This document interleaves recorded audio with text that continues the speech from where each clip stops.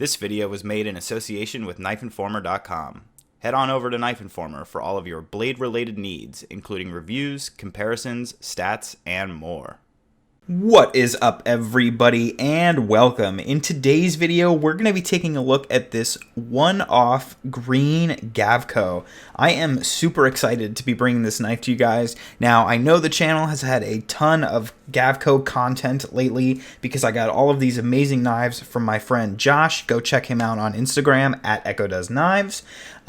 So this is sort of the final video from that group of knives. And the reason that I wanted to give this knife its own video is, well, a couple different reasons. One, it's the only non-flipper that was sent to me. It's the only non-tiger that was sent to me. And it's also my favorite of all 6 Gavkos that were sent to me. And a lot of that has to do with this insane show scale, which we will talk about in a bit. So I'm going to do my best to keep this video a little bit shorter just because we've talked about these Gavkos so many times, but I do want to give this knife a fair shake, so we are going to do a full video. Now, real quick, taking a look at the specs, the overall length of this knife is going to be 7.9 inches. Do remember this is a one-off, so some of its specs are going to be a little bit weird. So yeah, 7.9 inches. Look at it up against a PM2, and we're also looking at a weight of 4.55 ounces with no internal milling on the titanium frame.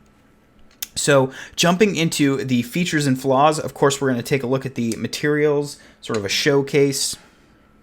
First up, you'll see this Nitro V blade, beautiful acid wash, hammered finish, a little, well, slight hammered finish around the flats. Gorgeous toxic finished hardware, including the screws, pivot, and thumb stud. Amazing grind.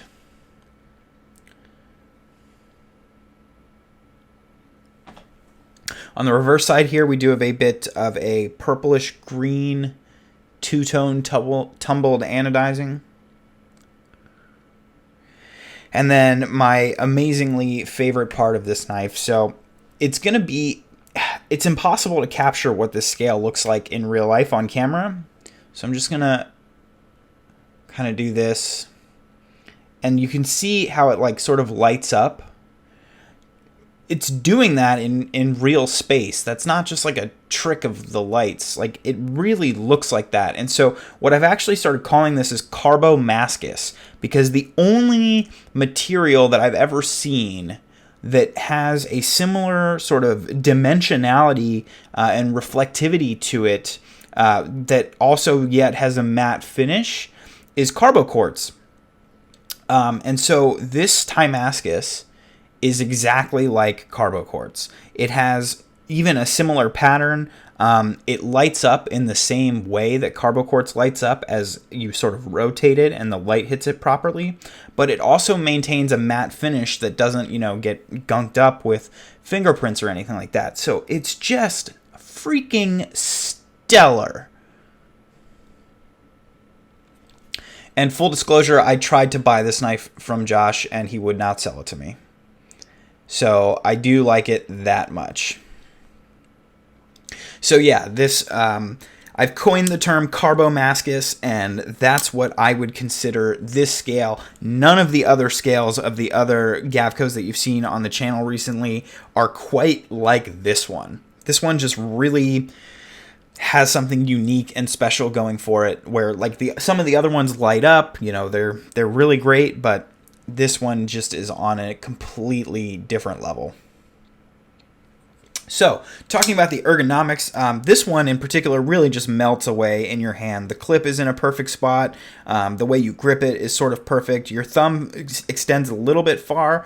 You can see my thumb kind of gets down this ramp a little bit. So, that's not the worst thing ever. You're usually not saber gripping a knife anyway. If I do choke up on this finger choil, again, super comfortable. I can choke up just a little bit and keep my thumb back here, or I can choke up a lot where the knife sort of rotates around my finger like this, and I'm able to choke up a whole bunch and get my thumb all the way at the end of this ramp here. So very comfortable in that sense. And then pinch grip, super comfy as well, right? My fingers are able to meet each other here. There is no cutout here, but it's not a hot spot or anything. It's very nice and chamfered, and my index finger does end up right here in this flat area around the blade. Now, as far as the clip is concerned, I mentioned this in the Tiger video. Gavko clips are notoriously strong, and this one is no exception. Great ramp, definitely going to be one of the most functional utilitarian clips that you can come across. But for me, I have sort of personal pet peeves when it comes to collecting knives myself, and I like a clip that goes in and out of the pocket very easily with just one hand. This one is probably one of the best ones just because it has such a great ramp, but yeah, it's still very stiff. So if you like that, then it's great. And if you don't, then, you know, it might be a little bit stiff for you.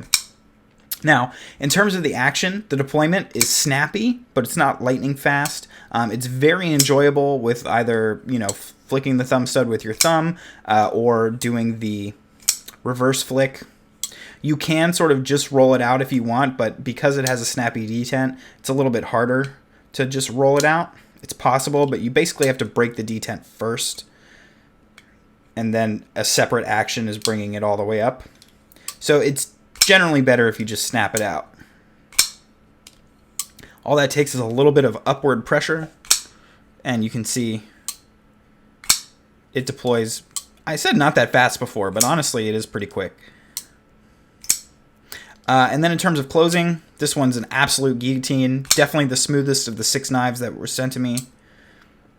And I would say this is probably the only one with an action that really lives up to the rest of my collection.